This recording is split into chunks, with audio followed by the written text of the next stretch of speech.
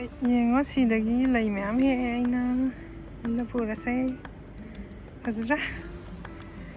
ꯂꯣꯏꯁꯜꯂꯛꯇꯣꯔꯦ ꯑꯗꯨꯅ ꯌꯨꯝꯗ ꯈꯔ ꯊꯝꯕꯤꯔꯒꯦ ꯇꯧꯅꯦ. ꯁꯤꯁꯤꯅ ꯃꯣꯏꯒꯤ ꯗꯦꯂꯤꯚꯔꯤ ꯁꯔꯚꯤꯁꯅꯦ. ꯀ꯭ꯌꯨꯠ ꯑꯣꯏꯗ꯭ꯔꯥ? ꯂꯩ ꯍꯦꯛꯑꯒ ꯌꯨꯝ ꯂꯝꯕꯤꯗ ꯍꯜꯂꯤ. ꯉꯁꯤꯗꯤ ꯀꯩꯀꯩꯅꯣ ꯃꯊꯪ ꯎꯠꯆꯖꯔꯛꯑꯒꯦꯀꯣ. ꯁꯤ ꯄꯨꯔꯛꯑꯦ ꯃꯌꯥꯝꯁꯦ.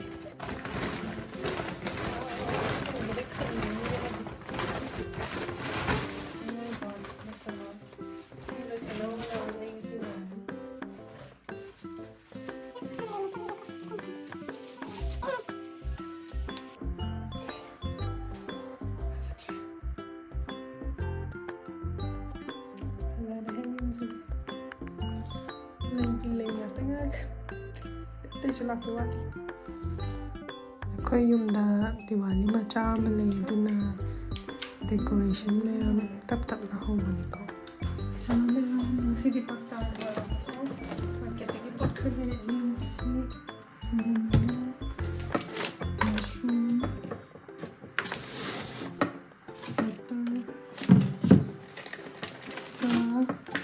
mozzarella cheese, basil cream. It's a lot of ingredient mayam siniko season adoise. Pasta di bolta oda thamana dogana. Si hana mo blend todani ko yengase.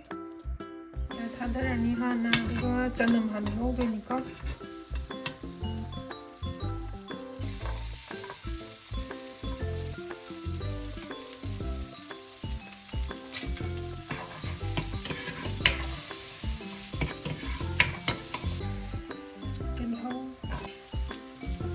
टमाटर आपसे लगे लहसुन आपसे लगे बेसन आप यानी को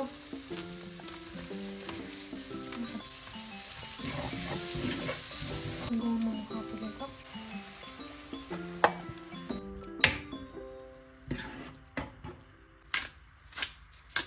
ओरिगानो खरा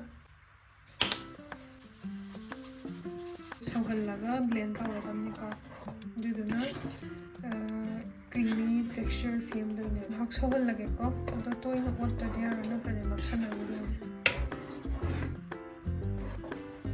यारनियो इसे ब्लेंड तौरगा सी हपचल्लागेको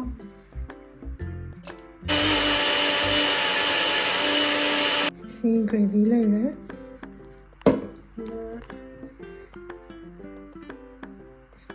सोते तौरनी से मैम से ये मत है बना तो क्या करने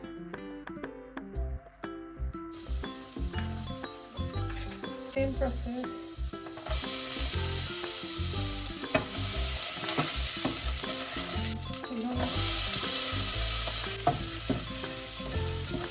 टमाटर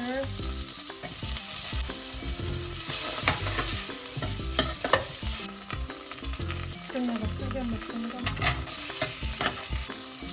나 근데 못하네. 이거 잘라면 브로콜리가 되었다.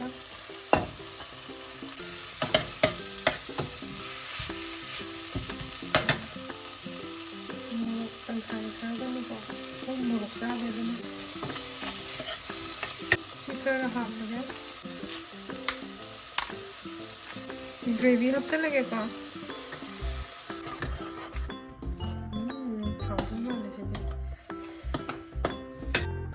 कि बेसन हपसे लगे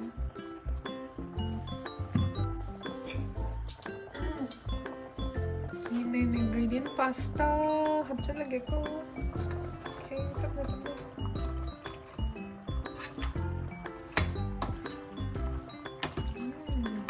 सीजनिंग का साइड इंगाई जो है ओके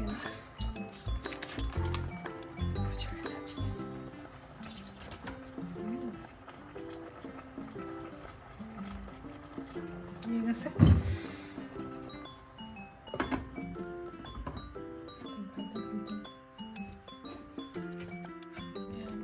गार्लिक पे अच्छे मार्गे को गार्लिक का बेसन के जैसे बटर tꯧꯔꯅꯤ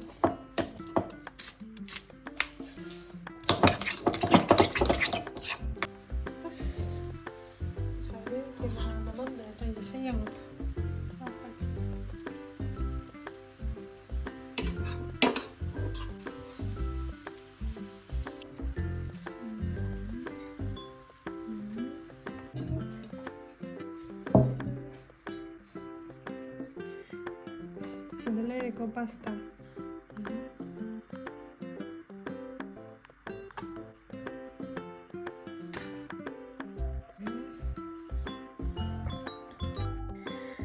ꯃꯌꯥꯝ ꯃꯑꯣꯡ ꯈꯔꯗꯤ ꯃꯥꯜꯍꯟꯕꯅꯤꯀꯣ ꯍꯥꯎꯕ ꯍꯥꯎꯇꯕꯅꯤꯅ ꯑꯇꯣꯞꯄ ꯑꯃꯅꯦ ꯐꯖꯔ ꯂꯣꯏꯔꯦ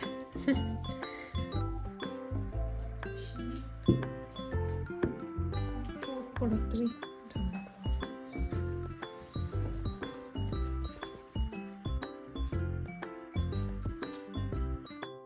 ꯉꯁꯤꯗꯤ ꯌꯨꯝꯗ ꯂꯟꯆ ꯗꯦꯠ ꯑꯣꯏꯅ ꯇꯧꯔꯒꯦꯀꯣ ꯃꯌꯥꯝ ꯀꯃꯦꯟꯇ ꯍꯥꯏꯔꯛꯑꯣ ꯍꯥꯎꯗꯣꯏ ꯃꯥꯟꯕ꯭ꯔꯥ ꯃꯥꯟꯗꯕ꯭ꯔꯥ ꯍꯥꯏꯅ ꯉꯁꯤꯗꯤ ꯂꯟꯆ ꯂꯣꯏꯔꯒ ꯊꯣꯛꯂꯛꯄꯅꯤꯀꯣ ꯄꯣꯠ ꯈꯔ ꯂꯩꯒꯦꯅ ꯗꯤꯋꯥꯂꯤꯒꯤꯁꯨ ꯌꯨꯝꯒꯤꯁꯨ grocery shopping and some other things ꯑꯗꯣ ꯋꯦꯗꯔꯁꯤꯅꯗꯤ ꯌꯦꯡꯉꯣ ꯀꯤꯕ ꯑꯃ ꯑꯣꯏꯗ꯭ꯔꯥ ꯍꯩꯅꯗꯦ ꯑꯩ ꯁꯤ ꯃꯐꯝꯁꯤꯗ ꯗꯤꯋꯥꯂꯤꯒꯤ ꯁꯣꯞꯄꯤꯡ ꯇꯧꯕ ꯂꯥꯛꯄꯅꯤꯀꯣ ꯁꯤꯗ ꯍꯣꯝ ꯗꯦꯀꯣꯔꯒꯤ ꯁ꯭ꯇꯣꯔ ꯑꯃ ꯂꯩꯌꯦ ꯁ꯭ꯋꯥꯏ ꯃꯐꯝꯁꯦ ꯁꯨꯝ ꯐꯖꯕꯅꯤꯀꯣ ꯀꯟꯇ꯭ꯔꯤ ꯁꯥꯏꯠꯀ ꯃꯥꯜꯂꯒꯐꯖꯗ꯭ꯔꯣ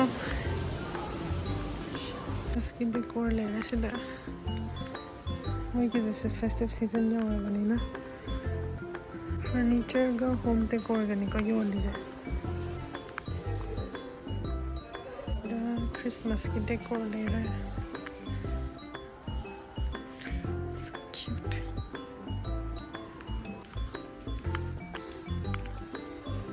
ꯑꯩꯅ ꯄꯥꯝꯕ ꯄꯣꯠꯇꯣ ꯐꯪꯗꯗꯅ ꯊꯣꯛꯂꯛꯑꯦꯀꯣ ꯁꯤꯇꯤ ꯁꯦꯟꯇꯔꯗ ꯑꯣꯏꯅ ꯆꯠꯂꯅꯤ ꯑꯗꯣ ꯃꯣꯏ ꯁ꯭ꯋꯥꯏꯒꯤ ꯑꯩꯈꯣꯏ ꯇꯟꯕ ꯄꯨꯡ 6ꯇ ꯊꯣꯡ ꯂꯣꯏ ꯂꯣꯜꯂꯦ ꯑꯗꯨꯅ ꯍꯧꯖꯤꯛ ꯑꯣꯜꯔꯦꯗꯤ ꯄꯨꯡ 4 ꯇꯥꯔꯦ ꯆꯦꯜꯂꯨꯗ ꯌꯥꯔꯔꯣꯏ ꯁꯤꯒꯤ ꯊꯣꯡꯁꯦ ꯄꯔꯕꯠ ꯂꯥꯜꯂꯒ ꯃꯈꯥꯗ ꯇ꯭ꯔꯦꯟ ꯁ꯭ꯇꯦꯁꯟ ꯂꯩ ꯑꯗꯨ ꯆꯠꯀꯦꯀꯣ ꯌꯦꯡꯉꯣ ꯚ꯭ꯌꯨ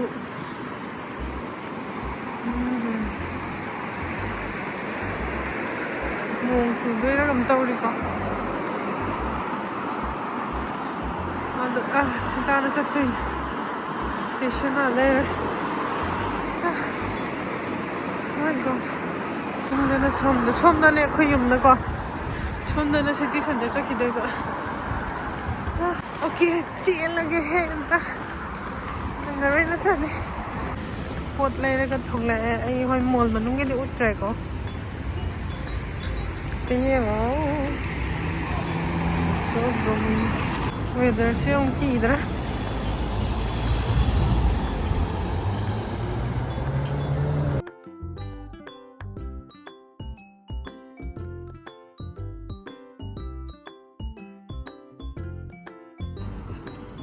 ꯌꯨꯝ ꯍꯜꯂꯛꯑꯦ ꯃꯝ ꯂꯩꯔꯝꯃꯦ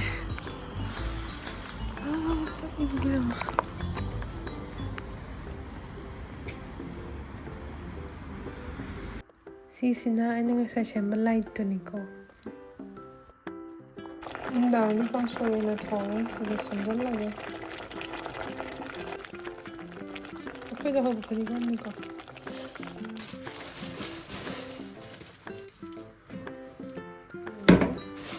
ꯑꯩꯁꯦ ꯀꯥꯡꯁꯣꯏꯗꯪ ꯊꯣꯡꯉꯒ ꯆꯥꯒꯦ ꯇꯧꯔꯝꯕꯅꯤꯀꯣ ꯄꯥꯁꯇꯥꯒ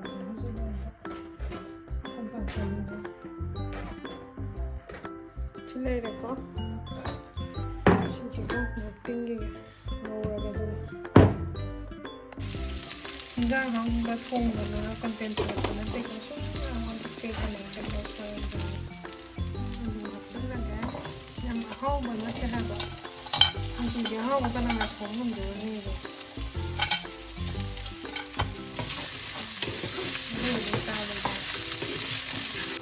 ꯑꯂꯨꯁꯦ ꯃꯨꯜꯂꯤ ꯃꯨꯜꯂꯤ ꯇꯧꯔꯀꯥꯟꯗ ꯍꯋꯥꯏꯊ꯭ꯔꯥꯛ ꯍꯥꯞꯆꯤꯟꯗꯣꯏꯅꯤꯀꯣ ꯍꯧꯖꯤꯛꯀꯤꯗꯤ ꯑꯩ ꯀꯩꯅꯣꯁꯦ ꯇꯣꯉꯥꯟꯅ ꯉꯧꯈ꯭ꯔꯒꯦ ꯃꯈꯥ ꯃꯄꯥꯟꯁꯦ ꯃꯤ ꯀꯌꯥ ꯌꯥꯝꯅꯗꯤ ꯄꯥꯝꯅꯗꯕꯅꯤꯀꯣ ꯑꯗꯣ ꯑꯄꯥꯝꯕ ꯈꯔꯅ ꯄꯥꯝꯕ ꯌꯥꯝ ꯁꯤꯁꯦ ꯀꯌꯥꯝ ꯅꯃꯥꯏ ꯈꯥ ꯅꯠꯇ꯭ꯔꯣ ꯑꯅꯤꯁꯤ ꯃꯤꯛꯁ ꯇꯧꯗꯣꯏꯔꯥ ꯅꯃꯥꯏ ꯈꯥꯗ ꯀ꯭ꯔꯤꯁꯄꯤ ꯑꯣꯏꯅ ꯉꯧꯗꯣꯏꯅꯤ ꯁꯤ ꯉꯧꯔꯕꯣ Ngồi Norieva. Silleiva. Şimdi hapa bakayım beğenine. Em hấp rìu này. hấp ổn rồi. Kangsoi and kahou. Digin. Ngasigidi swaida loisanjarke ko mayam ato content idea so dum share to biro. Mathangdadi I'll be sharing Diwali preparation, so it'll be a fun content though. Adusiyong biro ko swaidana. I'll see you in the next content. Thank you and lots of love. Bye bye.